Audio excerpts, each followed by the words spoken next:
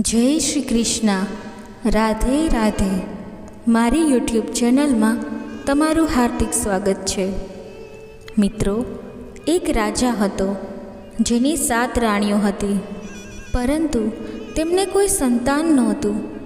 રાજાએ તેના પહેલાં લગ્ન સમયે એવું વિચાર્યું કે આ રાણી પાસેથી મને પુત્રની પ્રાપ્તિ થશે, પરંતુ આવું થયું નહીં. આ પછી તેણે બીજા સાથે લગ્ન કર્યા, પછી ત્રીજી, ચોથી, પાંચમી, છઠ્ઠી અને સાતમી રાણી સાથે લગ્ન કર્યા, પરંતુ નસીબે સાથ આપ્યો નહીં. કોઈ રાણીએ તેને પુત્ર ન આપ્યો જે રાજાની ખુશીનું કારણ બની શકે અને તેના રાજ્યનો વારસદાર બની શકે. આ કારણે રાજા હંમેશા ઉદાસ અને ચિંતિત રહેતો હતો. એક દિવસ રાજા જંગલમાંથી પસાર થઈ રહ્યો હતો, ત્યારે તેણે એક ખૂબ જ સુંદર પરીને જોઈ. પરીએ રાજાને પૂછ્યું કે તમે આટલા ઉદાસ કેમ છો અને ક્યાં જઈ રહ્યા છો? રાજાએ જવાબ આપ્યો, હું ખૂબ જ દુઃખી છું. મારી 7 પત્નીઓ છે, પણ મારો કોઈ પુત્ર નથી જેને હું વારસદાર બનાવી શકું. એટલા માટે હું અહીં આવ્યો છું, જેથી કોઈ સંત મને મળે અને મારી ઈચ્છા પૂરી કરી શકે. પરીએ કહ્યું કે શું તમને લાગે છે કે તમને આ જંગલમાં કોઈ સંત મળશે? માત્ર હું જ અહીં રહું છું, પણ હું તમને મદદ કરી શકું છું. જો હું તમારી ઈચ્છા પૂરી કરીશ તો તમે મને બદલામાં શું આપશો? રાજાએ કહ્યું, જો તમે મને પુત્ર આપશો તો હું તમને મારું અડધું રાજ્ય આપીશ. પરીએ કહ્યું, મને તમારું રાજ્ય નથી જોઈતું. જો તમે મારી સાથે લગ્ન કરશો તો હું તમને પુત્ર આપીશ અને તમને તમારા રાજ્યનો વારસદાર બનાવીશ. પરીએ કહ્યું, મને તમારું રાજ્ય નથી જોઈતું. તમારે મારી સાથે લગ્ન કરવા પડશે, તો હું તમને પુત્ર આપીશ અને તમારે તેને રાજ્યનો વારસદાર બનાવવો પડશે. રાજા રાજી ખુશીથી સંમત થયા અને પરીને પોતાના મહેલમાં લાવ્યા, જ્યાં તેમણે તેને પોતાની 8મી રાણી બનાવી. રાજાનો આનંદની કોઈ સીમા રહી નહીં. જ્યારે થોડા દિવસો પછી તેમને ખબર પડી કે તેની અન્ય રાણીઓ પણ ગર્ભવતી થઈ ગઈ છે, પરંતુ જે પરીને રાજાએ પોતાની 8મી રાણી બનાવી હતી તે વાસ્તવમાં એક રાક્ષસી હતી. તે રાજાને છેતરવા અને મહેલમાં વિનાશ ફેલાવવા માટે એક પરીના રૂપમાં જંગલમાં પ્રગટ થઈ હતી. દરરોજ રાત્રે જ્યારે મહેલના લોકો સૂઈ જતા, ત્યારે તે ઉઠીને તબેલામાંથી કેટલાક ઘોડા, ઊંટ અને ઘેટાં ખાઈ જતી હતી. ક્યારેક તે નોકરોના ઘરે જતી અને તેમનો શિકાર પણ કરતી. જાણે કંઈ થયું જ ન હોય તેમ વહેલી સવારે પોતાના રૂમમાં પરત ફરતી. પહેલાં તો મહેલના સેવકો આ વિશે કંઈ પણ કહેવાથી ડરતા હતા, પરંતુ જ્યારે પ્રાણીઓ દરરોજ અદૃશ્ય થવા લાગ્યા ત્યારે તેઓએ રાજાને તે વિશે જણાવ્યું. રાજાએ તરત જ મહેલની સુરક્ષા વધારવાનો આદેશ આપ્યો અને દરેક ઓરડાની સુરક્ષા માટે રક્ષકો તૈનાત કર્યા. પરંતુ તેમ છતાં પ્રાણીઓ અદૃશ્ય થવાનું ચાલુ રહ્યું. એક રાત્રે રાજા પરેશાન થઈને પોતાના ઓરડામાં ભટકતો હતો. ત્યારે તેમની 8મી પત્નીએ તેમને પૂછ્યું, જો હું તમારા માટે ચોરને પકડીશ તો તમે મને શું પુરસ્કાર આપશો? રાજાએ વિચાર કર્યા વગર કહ્યું, તમને જે જોઈએ તે હું આપીશ. પરીએ કહ્યું, ઠીક છે, તમે જાઓ અને આરામ કરો. સવારે હું તમને કહીશ કે આ બધું કોણ કરી રહ્યું છે. રાજાને ઊંડી ઊંઘ આવતા જ તે રાક્ષસીએ કેટલાક ઘેટાને મારી નાખ્યા અને તેમનું લોહી એક વાસણમાં ભરી દીધું. ત્યારબાદ તે લોહી લઈને અન્ય રાણીઓના ખંડમાં ગઈ અને તેમના મોં અને કપડાં પર લોહી લગાવી દીધું. પછી તે પોતાના રૂમમાં પાછી ફરી અને સૂઈ ગઈ. વહેલી સવારે તેણે રાજાને જગાડ્યો અને કહ્યું, મેં ચોરને પકડી લીધો છે. તમારી અન્ય રાણીઓ જ પ્રાણીઓની ચોરી કરી રહી છે અને ખાઈ રહી છે. તેઓ રાણીઓ નથી, પરંતુ રાક્ષસી છે. જો તમને મારા પર વિશ્વાસ ન હોય તો તમે જાતે જ જઈને જુઓ. રાજા તરત જ બીજી રાણીઓના રૂમમાં ગયા અને જોયું તો તેમના મોં અને કપડાં પર લોહીના ડાઘા હતા. આ જોઈને રાજાને ખૂબ જ ગુસ્સો આવ્યો. તેણે આદેશ આપ્યો કે બધી રાણીઓની આંખ કાઢીને મહેલની બહાર રહેલા સૂકા કૂવામાં ધકેલી લીધો. રાજાની આજ્ઞાનું પાલન કરવામાં આવ્યું. આમ રાક્ષસીએ રાજાને છેતર્યો અને મહેલ પર પોતાનો અધિકાર સ્થાપિત કરવામાં સફળ થઈ. બીજા દિવસે પહેલી રાણીએ એક છોકરાને જન્મ આપ્યો, પરંતુ ભારે નબળાઈને કારણે તે બાળક મૃત્યુ પામ્યું. બીજા દિવસે બીજી રાણીએ એક છોકરીને જન્મ આપ્યો, પરંતુ તે પણ નબળાઈને કારણે બચી શકી નહીં. તેવી જ રીતે ત્રીજા દિવસે ત્રીજી રાણી, ચોથા દિવસે ચોથી રાણી, પાંચમા દિવસે પાંચમી રાણી અને છઠ્ઠા દિવસે છઠ્ઠી રાણીએ છોકરાને જન્મ આપ્યો, પરંતુ તમામ બાળકો જન્મ પછી તરત જ મૃત્યુ પામ્યા. છેવટે સાતમી રાણીનો સમય આવ્યો. તેણે પણ એક પુત્રને જન્મ આપ્યો અને સદભાગ્યે આ બાળક બચી ગયું. બધી રાણીઓ તે એકમાત્ર પુત્રને ખૂબ જ પ્રેમ કરવા લાગી. બાળક ધીમે ધીમે મોટું થતું ગયું અને એક સુંદર અને મજબૂત છોકરા તરીકે વિકસિત થયો. જ્યારે તે 6 વર્ષનો હતો ત્યારે સાતે રાણીઓએ વિચાર્યું કે તેને બહારની દુનિયા બતાવવી જોઈએ, પરંતુ કૂવામાંથી બહાર નીકળવાનો રસ્તો અત્યંત મુશ્કેલ હતો. કૂવો ઊંડો હતો અને તેની દિવાલો એકદમ સીધી હતી. છેવટે રાણીઓને એક યુક્તિ આવી. તેઓ એકબીજાના ખભા પર ચડી. ટોચ પર ઊભેલી સાતમી રાણીએ બાળકને કૂવાની ધાર પર બેસાડ્યું. કૂવામાંથી બહાર આવતા જ બાળક મહેલ તરફ ગયું. મહેલના રસોડામાં પહોંચ્યા પછી તેણે રસોઈયાને ભોજન માટે પૂછ્યું. રસોઈયાએ તેને ઘણું ભોજન આપ્યું. બાળકે તેમાંથી થોડું ખાધું અને બાકીનું ભોજન તેની માતા અને અન્ય રાણીઓને આપ્યું. આમ ઘણા દિવસો સુધી ચાલ્યું. એક દિવસ રસોઈયાએ તેને કહ્યું કે આજે મારે મારી માતાના અંતિમ સંસ્કાર માટે જવું છે. શું તમે મારી જગ્યાએ રસોઈ કરી શકો છો? છોકરો ખુશીથી સંમત થયો અને કહ્યું, હું રાજા માટે સારું ભોજન બનાવવાનો શ્રેષ્ઠ પ્રયાસ કરીશ.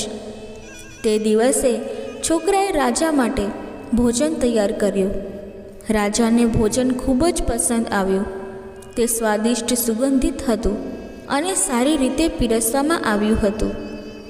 સાંજે જ્યારે રસોઈયો પાછો આવ્યો ત્યારે રાજાએ તેને બોલાવ્યો અને ભોજનની પ્રશંસા કરી.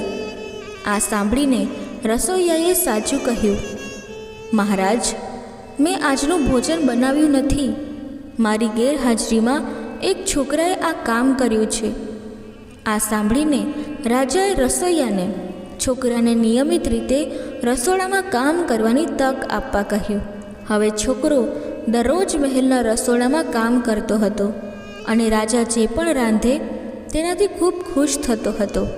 છોકરો તેની માતા અને અન્ય માતાઓ માટે મહેલમાંથી ભોજન કૂવામાં લઈ જતો હતો. રસ્તામાં એક ફકીર બેસતો હતો જે છોકરાને આશીર્વાદ આપતો અને તેની પાસે ભીખ માંગતો હતો. છોકરો હંમેશા તેને કંઈક આપતો. ઘણા વર્ષો વીતી ગયા. છોકરો મોટો થયો અને દરેક તેની સુંદરતા અને શક્તિથી પ્રભાવિત થયા. એક દિવસ રાક્ષસી રાણીએ છોકરા તરફ જોયું. તે તેની સુંદરતાથી દંગ રહી ગઈ. તેણે તેને પૂછ્યું કે તમે કોણ છો અને તમે અહીં કેવી રીતે આવ્યા છો? તે છોકરો રાણીના સ્વભાવથી અજાણ હતો. તેણે નિર્દોષતાથી તેની માતા અને સાવકી માતા વિશે બધું કહ્યું.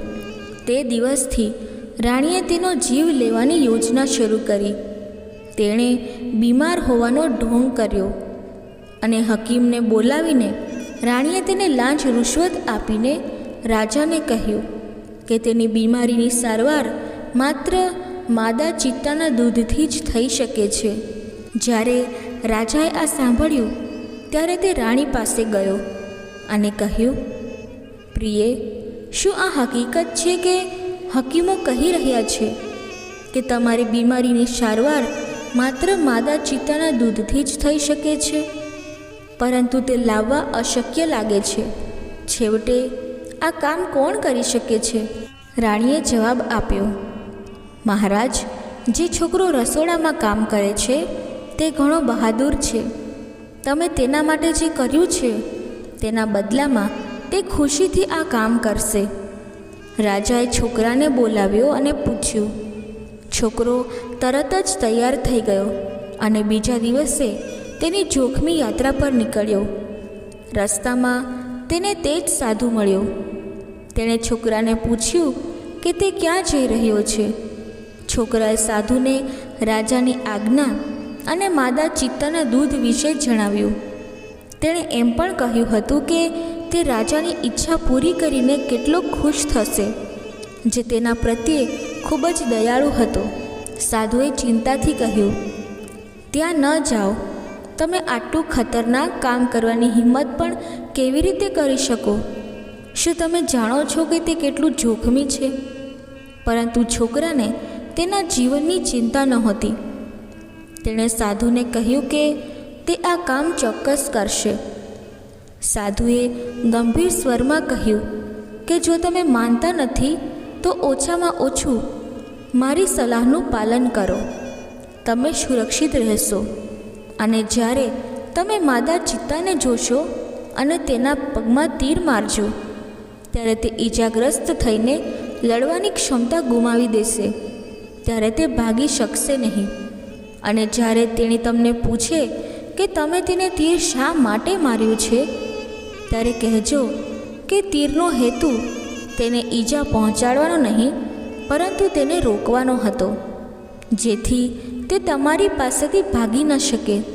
અને સાથે કહેજો કે તમને તેના બાળકો પર દયા આવે છે, જેઓ હજુ ખૂબ જ નાના છે. સાધુએ છોકરાને આશીર્વાદ આપ્યા અને તેને તેની યાત્રા પર મોકલી દીધો. આ પ્રોત્સાહનથી પ્રેરિત થઈને છોકરો ખુશીથી જંગલ તરફ ચાલ્યો ગયો.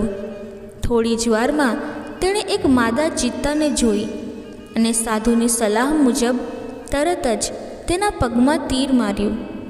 જ્યારે માદા ચિત્તાએ તેને તીર મારવાનું કારણ પૂછ્યું ત્યારે છોકરાએ તે જ કહ્યું જે સાધુએ તેને શીખવ્યું હતું. તેણે એમ પણ કહ્યું કે રાણી મહેલમાં ખૂબ જ બીમાર છે અને તેમની સારવાર માટે માદા ચિત્તાના દૂધની જરૂર છે. માદા ચિત્તાએ ઉદાસ અવાજમાં કહ્યું, શું તને મારું દૂધ જોઈએ છે? શું તમને ખબર નથી કે રાણી ખરેખર એક રાક્ષસી છે? તમે તેનાથી દૂર રહો, નહીં તો તે તમને મારી નાખશે અને તમને ખાઈ જશે. છોકરાએ જવાબ આપ્યો, મને તેનાથી કોઈ ખતરો નથી. તેનો મારી સાથે કોઈ દુશ્મની નથી. માદા ચિત્તા બોલી, ઠીક છે, હું તમને મારું દૂધ આપીશ, પણ રાણીથી સાવધાન રહેજો. આમ કહીને તે તેને એક મોટા ખડક પાસે લઈ ગઈ, જ્યાં તેણે કહ્યું કે અહીં જુઓ, હું મારા દૂધનું એક ટીપું નાખું છું. જેમ જ તેણીએ તેના દૂધનું એક ટીપું ખડક પર નાખ્યું, ખડકના ટુકડા થઈ ગયા. માદા ચિત્તાએ કહ્યું, મારા દૂધની શક્તિ જુઓ. જેટલું હું તમને દૂધ આપું છું, જો તે રાણી પીએ તો પણ તેના પર કોઈ અસર નહીં થાય, કારણ કે તે એક રાક્ષસી છે. આવી વસ્તુઓની તેના પર કોઈ અસર થતી નથી. જો તમને વિશ્વાસ ન આવે તો જાતે જ જોઈ લેજો. છોકરો માદા ચિત્તાનું દૂધ લઈને મહેલમાં પાછો ફર્યો અને તેને રાજાને સોંપી દીધું. રાજાએ રાણીને દૂધ આપ્યું. રાણીએ આખું દૂધ પીધું અને કહ્યું, હવે હું ઠીક છું. રાજા ખૂબ ખુશ થયો અને તેણે છોકરાને તેના મહેલના નોકરોમાં ઉચ્ચ સ્થાન આપ્યું.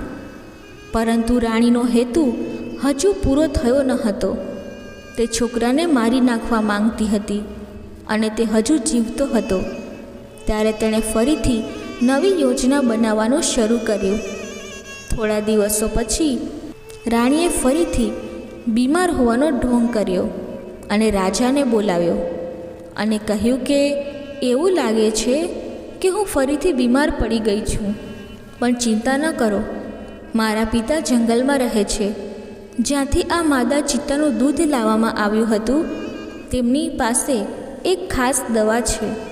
કદાચ જો તમે તે દવા લાવી શકો તો હું સારી થઈ જઈશ. તો કૃપા કરીને મને તે દવા લઈ આપો. જે છોકરો મારા માટે દૂધ લાવ્યો હતો તે ત્યાં પણ જઈ શકે છે અને આ દવા લઈ આવી શકે છે. રાજાએ ફરીથી છોકરાને રાણીના પિતા પાસે દવા લેવા માટે મોકલ્યો. રસ્તામાં તેને ફરીથી તે જ સાધુ મળ્યો.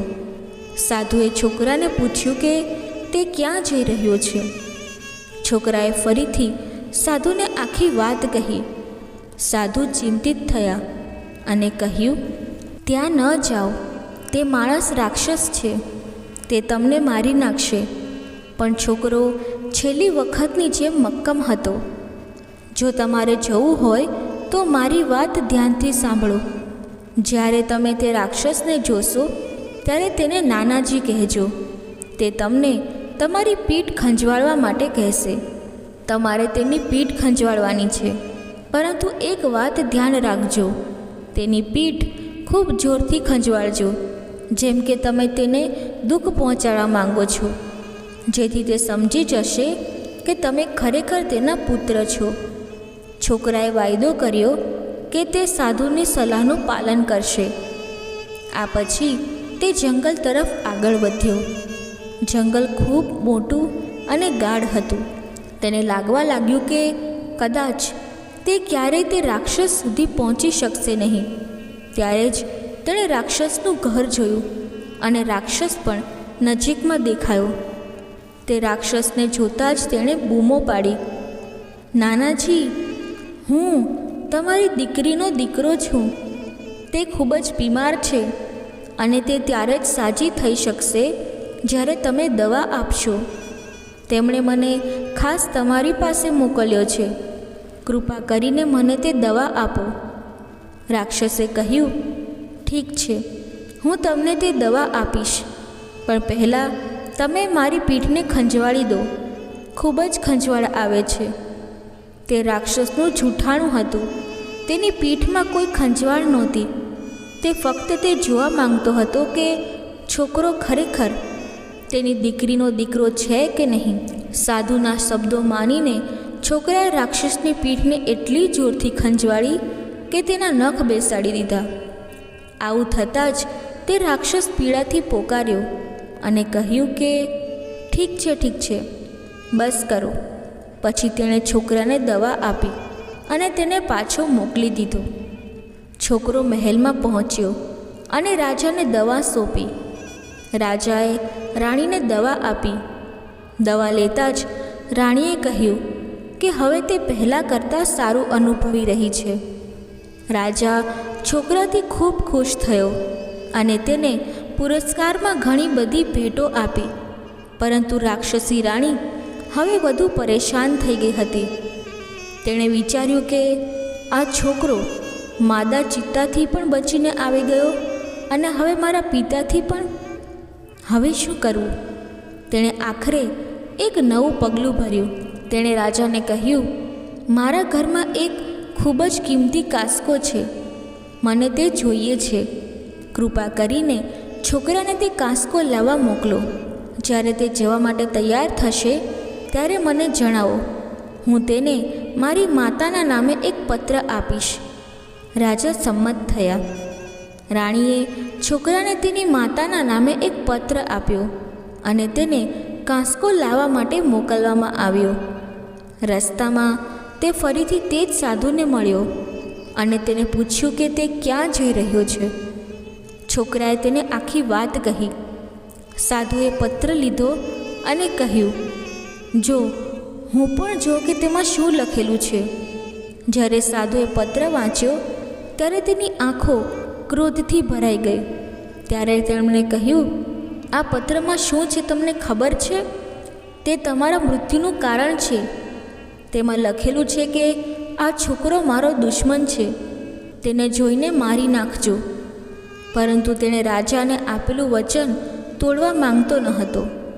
તેણે મક્કમતાપૂર્વક કહ્યું કે જો તેઓ પોતાનો જીવ ગુમાવશે તો પણ તેઓ કોઈ પણ કિંમતે રાજાનું કાર્ય પૂર્ણ કરશે. સાધુએ તરત જ પત્ર ફાડી નાખ્યો અને તેની જગ્યાએ એક નવો પત્ર લખ્યો કે આ મારો પુત્ર છે. જ્યારે તે તમારા સુધી પહોંચશે ત્યારે તેને પ્રેમ અને આદર સાથે રાખજો. પત્ર લખ્યા પછી સાધુએ તે છોકરાને આપ્યો અને તેને કહ્યું કે રાક્ષસની માતાથી ડરશો નહીં, તેને દાદી કહેજો અને તેની સાથે સંપૂર્ણ વિનમ્રતા સાથે વ્યવહાર કરજો. છોકરો પત્ર લઈને સાધુના આશીર્વાદ સાથે જંગલ તરફ આગળ વધ્યો. રાક્ષસીના ઘરે પહોંચ્યા પછી છોકરાએ સાધુની સલાહ પર તેને દાદી તરીકે બોલાવી અને તેને પત્ર સોંપ્યો. જ્યારે તેણે પત્ર વાંચ્યો ત્યારે રાક્ષસીએ તેને આલિંગન આપ્યું અને તેની માતાએ શાહી પિતા અને પરિવાર વિશે ઘણા પ્રશ્નો પૂછ્યા. તેણે છોકરાની સંપૂર્ણ સંભાળ લીધી અને થોડા દિવસો પછી જ્યારે છોકરો ત્યાંથી પાછા ફરવા માટે તૈયાર હતો ત્યારે રાક્ષસીએ તેને ઘણી અનોખી વસ્તુઓ આપી, જેમાંથી એક સાબુની બોટલ હતી જેનું માત્ર એક ટીપું જમીન પર પડવાથી એક વિશાળ પર્વત ઊભો થશે. બીજી બોટલ સોનાથી ભરેલી હતી જેનું એક ટીપું સોનાનો મોટો ઢગલો બનાવી શકે છે. ત્રીજી બોટલ પાણીથી ભરેલી હતી જેનો અમુક જથ્થો જમીન પર નાખવાથી સમુદ્ર બની જશે. રાક્ષસીએ આ વસ્તુનો ઉપયોગ અને મહત્ત્વ સમજાવ્યું અને છોકરાને 7 મરઘા, એક ચરખો, એક કબૂતર, એક પક્ષી અને એક દવા પણ આપી. તેમણે તેને કહ્યું કે આ 7 મરઘીઓમાં મારા પુત્રોની આત્મા છે. જ્યાં સુધી આ મરઘીઓ જીવતી રહેશે મારા પુત્રો પણ જીવતા રહેશે. જો આ ચરખું તૂટી જશે તો હું પણ મરી જઈશ, પણ જ્યાં સુધી તે સુરક્ષિત છે ત્યાં સુધી હું અમર છું. તમારા દાદાનો આત્મા આ કબૂતરમાં બંધાયેલો છે અને તમારી માતાનો જીવ આ પક્ષીમાં છે. જ્યાં સુધી આ પક્ષી અને કબૂતર જીવિત છે ત્યાં સુધી તમારા દાદા અને તમારી માતા જીવિત રહેશે. અને આ દવા અદ્ભુત છે જેનાથી અંધ વ્યક્તિ પણ જોઈ શકે છે. છોકરાએ આ કિંમતી વસ્તુઓ માટે રાક્ષસીનો આભાર માન્યો અને સવારે જ્યારે રાક્ષસી નદીમાં સ્નાન કરવા ગઈ ત્યારે તેણે યોજના બનાવી.